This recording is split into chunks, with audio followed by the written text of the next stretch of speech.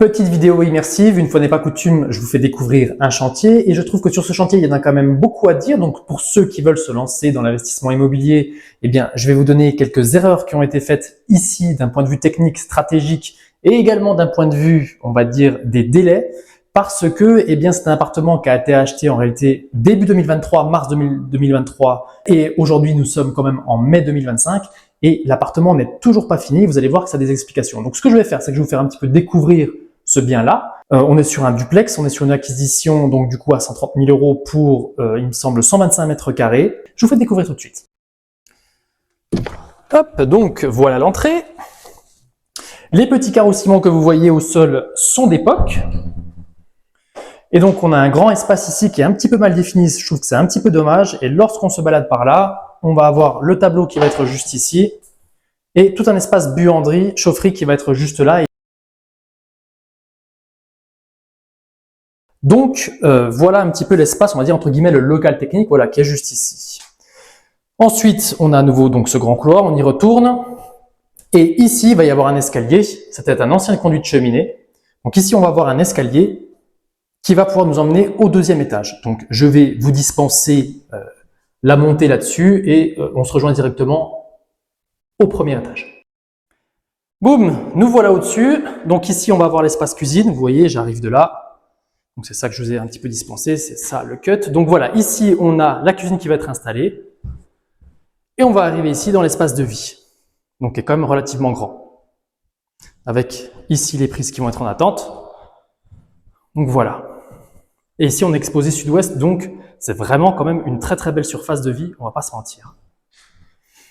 Voilà un peu à quoi ça va ressembler. Donc je vous referai une autre vidéo ensuite lorsque ce sera fini. Les plombiers, plaquistes et le cuisiniste devrait arriver normalement fin de semaine, enfin c'est ce qu'on espère, pour un petit peu tout finir. On a un WC ici,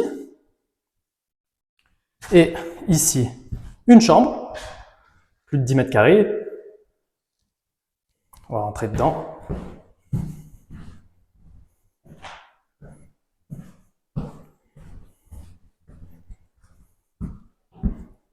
La deuxième chambre juste là, un peu plus grande. Et enfin ici, la future salle de bain.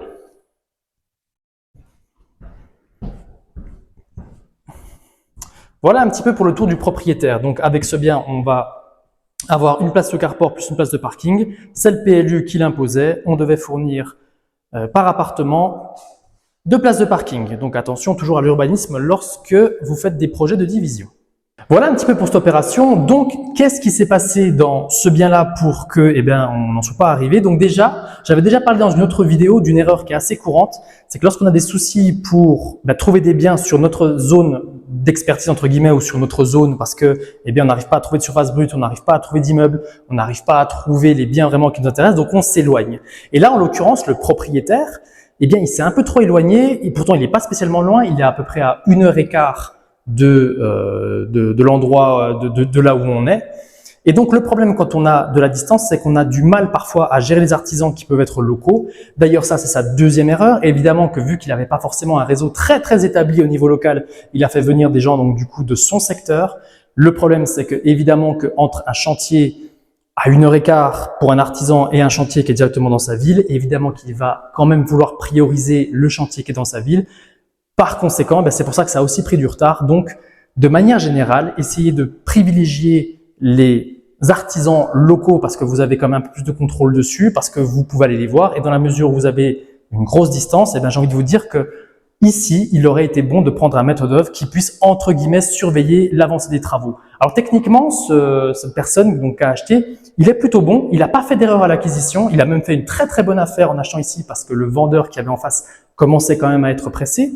Donc, il est sur une acquisition, il me semble, aux alentours des 120 000 €. Il va arriver à peu près pour la même somme en travaux, un petit peu plus. Donc, on va être sur une acquisition à 240. Une fois qu'il aura fini l'appartement, il vaudra factuellement 270, 280. En tout cas, dans ces eaux-là, c'est à ce prix-là que je pense pouvoir le vendre si j'avais dû le vendre juste derrière.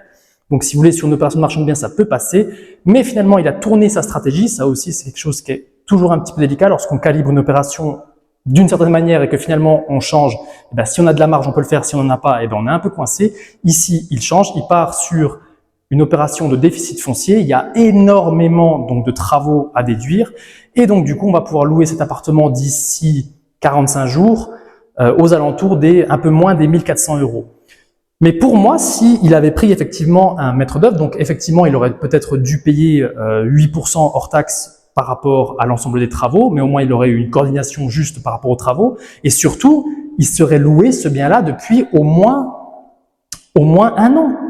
Donc ça, c'est un vrai problème. Et donc, si on fait le calcul des 1400 € que l'on va donc multiplier par une année, on va donc arriver aux alentours des 16 000 €. Ces 16 000 € qui sont, entre guillemets, perdus, eh bien, si on avait mis un maître d'œuvre à la place, on va dire qu'il nous aurait pris peut-être 10 000 €. Donc, du coup, on a effectivement encore pour l'instant perdu, il aurait pu gagner, entre guillemets, 6 000 € juste parce que c'était loué. Et au moment où on se parle, ça ne l'est toujours pas.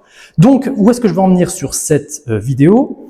Eh bien, dans la mesure où vous voulez investir dans l'immobilier et que vous voulez partir sur des travaux, essayez toujours d'avoir, et surtout si votre premier investissement, essayez toujours de faire ça le plus proche de chez vous, parce que là, en l'état actuel, eh bien, c'est évident qu'il a perdu une année, tout simplement parce qu'il était trop loin. Donc, à tous ceux qui me disent, bah, écoutez, franchement, moi, j'arrive pas à trouver des biens sur mon secteur, il y en a, faut travailler son réseau, faut se taper les agences. Je sais que parfois c'est un petit peu lourd, je sais que parfois ils ont du mal à lâcher les infos, je sais que parfois ils sont pas toujours compétents, mais que voulez-vous, ils ont le mandat. Si c'est eux qui ont le mandat sur le off-market, c'est eux qui ont le mandat. Donc, il faut quand même réussir à rentrer sur leur réseau.